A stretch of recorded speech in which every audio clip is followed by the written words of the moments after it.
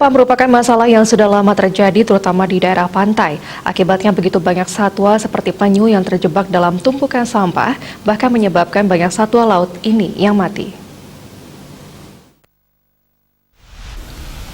Ulah manusia yang begitu sembarangan membuang sampah tanpa memikirkan lingkungan sekitar sudah banyak menimbulkan kerugian. Tidak hanya mencemari lingkungan, melainkan makhluk hidup lainnya. Pengelola Turtle Conservation and Education Center (TCEC) Imade Sukanto mengatakan, sampah plastik yang banyak ditemukan di pantai sangat membahayakan penyu dan satwa laut lainnya. Penyu tidak bisa membedakan sampah plastik dengan ubur-ubur. Bahkan penyu yang mati akibat sampah plastik sempat dibedah dan ditemukan begitu banyak jenis sampah plastik dalam perutnya. Apalagi saat ini sampah begitu membludak di pesisir pantai, jadi perlu perhatian yang sangat serius. Tentunya hal ini tidak menyangkut kesejahteraan kehidupan penyu saja, melainkan seluruh satwa yang lingkungannya ikut tercemari oleh masalah sampah ini.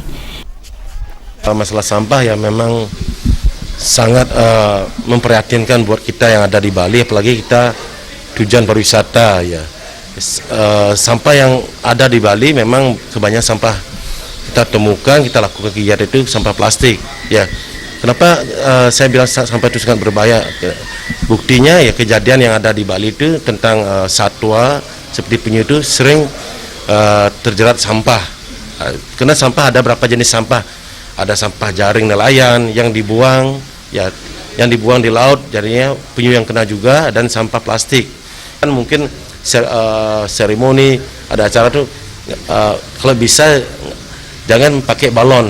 Ya balon dilepas, balon boleh, tapi diikat balonnya.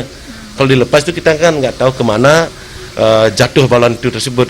Karena kejadian pernah kita alami di sini, penyu yang kita bedah itu ternyata ada pecahan balon yang dimakan oleh penyu sisik. Karena itulah sampah ini sangat memang harus kita perangi bersama lah. Di Serangan aja, Kute, Kedonganan, sampai Canggu tuh banyak penyu yang terdampar dan mati.